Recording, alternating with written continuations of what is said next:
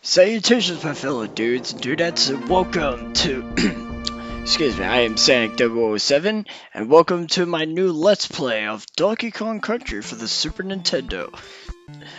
And the immediate question should be, wait, Sanic, where is Horizon Zero Dawn? Well, I'm going to get to explaining that a little bit later as we go on with this playthrough. I figured I'd start I figured I'd start fresh for reasons as I'll go into later, but this was part of the schedule I had set up for myself for the channel, so I was like, alright, you know what? Let's get this underway right now. The intro is playing over and over again so I can explain this.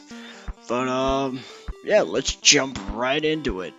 Now, I was trying to record this before, only to realize that I kind of messed up and didn't realize I was selecting 2-player mode, so my controls were being locked over and over again. I was like, wait, what's going on? But enough about that. Let's select 1 player and get started. Look at these graphics. It looks so weird.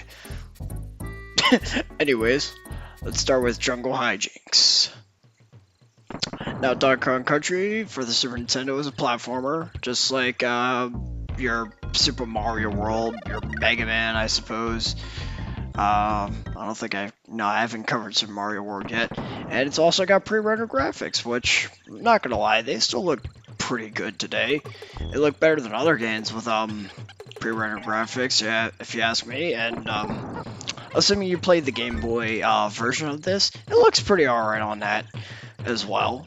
Trying to get up on this tree, but like the main goal, just like almost every other platformer, get to the exit before you lose all your lives and you're good to go. But there are a few extra things you can go out of your way for. For example, ow, I just got hit there. I wasn't paying attention to the Kremlin.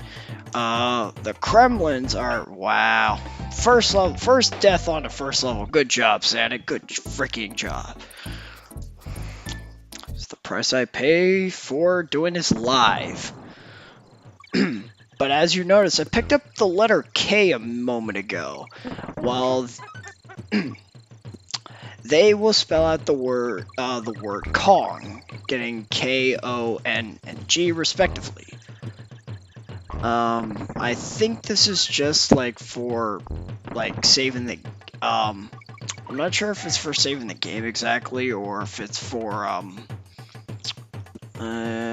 just progress, I suppose. But anyways, you also notice that little animal gold medallion thing I acquired. We're gonna have a whole bunch of animal buddies throughout this adventure. We're actually about to encounter the first one right now in the form of Rambo. Rambo could charge and jump on enemies like nobody's business. It can also find secret passageways, which is crucial if you're going to 100% this game. Finding all the secrets, like all the secret areas, and getting all the bonuses out of them. I don't think you would necessarily have to get them. Oh, that's right. That's what the Kong does. It gets you an extra life. But yeah, go get through all the bonus areas, and that's necessary in order to 100% the game. I think you get different dialogue if you do so. I've never done it, and unfortunately I will not be doing it for this playthrough, because that would require me to do a bit of research, and I unfortunately do not have the time for that. But, I guess I'll go into the basic plot with this game. Your bananas were stolen. Get them back. That's really it. I don't see what the Kremlins want with, the bananas. Are they a source of power? But, back to the animal buddies that I was mentioning.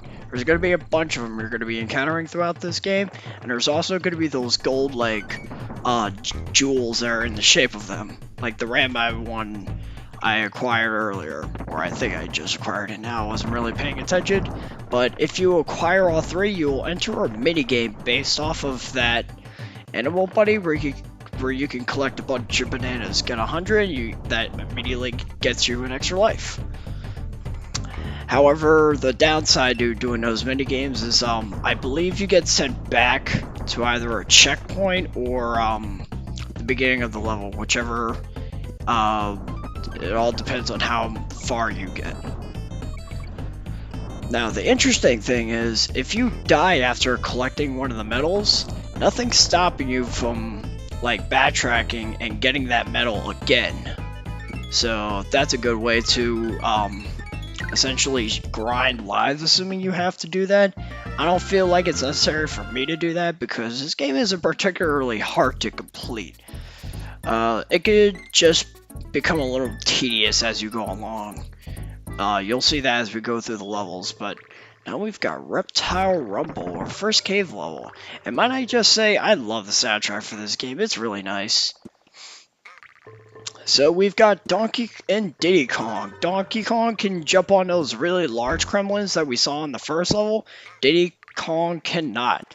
However, Diddy is a little bit faster, and I think he jumps a little higher too to boot. Yeah, that's really it.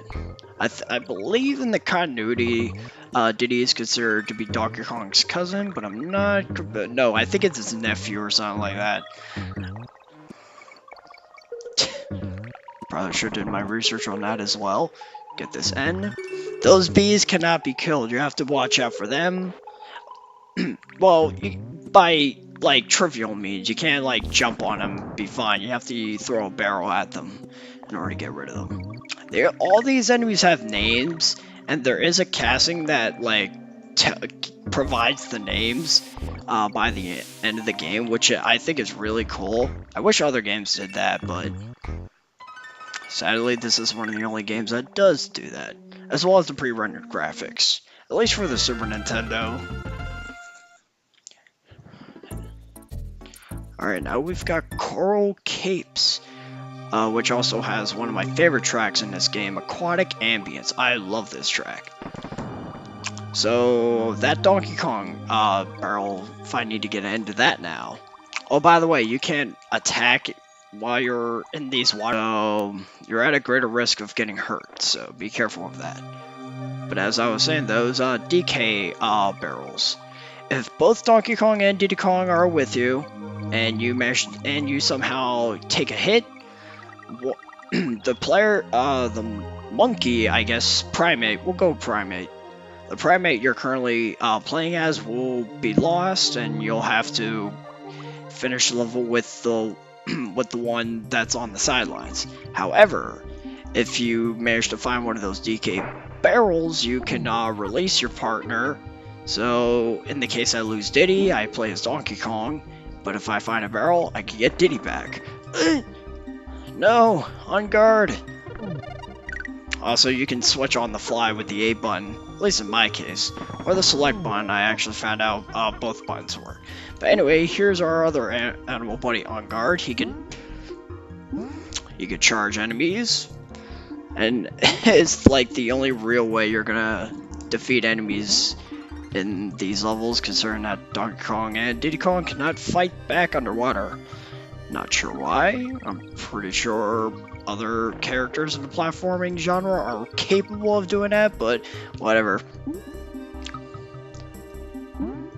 I guess to counterbalance that, Donkey and Diddy don't have breath meters, so they could be underwater for as long as they want to. Up here. I got the end. Okay. I don't intend to get all the letters in each level, because unfortunately I haven't memorized where all the letters are at in this game. I must add, unfortunately, but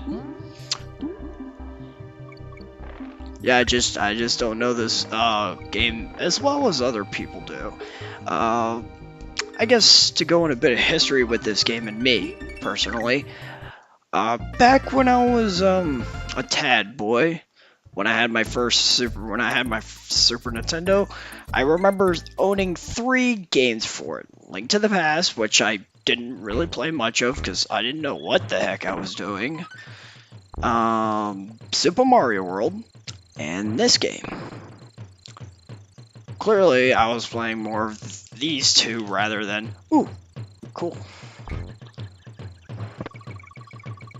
Took a massive shortcut there. Oh, cool, I got a second Rampai medal. That's awesome. Wow, I just skipped like so much of the level. That's awesome. And I found a secret entrance without even realizing it. Yes! Oh, I won the on guard one. It would have gotten me more lives at the very least. Get out of here, criminal. No one likes you. But, yeah. I had this game, Link to the Past, and Super Mario World. At least, from what my memory is telling me. I don't recall ever owning Super Mario Kart, or, like, the Mega Man X series, or Mega Man 7.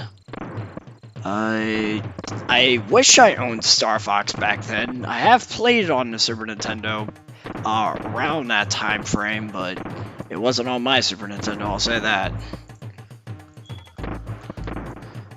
Oh, cool, I managed to get all the letters this time. I don't think I did during my test playthrough, which, unfortunately, I didn't prepare myself for the later levels, so unfortunately I am going to be a little, unprepared. And since we managed to unlock the boss, I guess we might as well go back and, go over what the other Kong icons are on the screen. So first we got Cranky's cabin. Cranky just kind of rambles about how great he is. That's all he does. He sort of talks a lot of smack on you. As a matter of fact, that's all, folks. This is Donkey Kong Country, not Looney Tunes. But, like, at the end of the game, he sort of, like, trash talks you. He's like, I managed to get everything in the game in, like, less than an hour or something. It's just like, come on, really? Funky Kong. Unfortunately, we can't really utilize him too well because he's going to be our means of jumping between worlds, assuming you feel inclined to go back to a previous world to either, like, fully explore its contents or just get a bunch of lives to tackle a more difficult level that you are struggling with. That's what Funky Kong is for. Candy Kong is it's going to be for you saving your game. I am not kidding you. You need Candy Kong in order to save your game. I'm also not sure why her name is Candy. But enough about that. Let's handle the first boss so I can call this apart. Very naughty.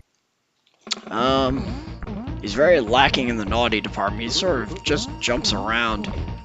The more you attack him, the longer his jumps are. And that's it. But yeah, that's the one downside to Donkey Kong Country. The bosses are kind of a joke. So, that's kind of lame. But, there you go. We just completed Congo Jungle, so I think we're going to call it apart here. I think that's how I'm going to handle this, Let's Play. Just, like, have each part be each individual world, which also means that some of the later worlds is going to equal longer parts because they're going to get harder as we go along this journey. But next time on Donkey Kong Country, we're going to head to the monkey mines. I doubt there's going to be any monkeys in there, but anyways, until then, I get a juice.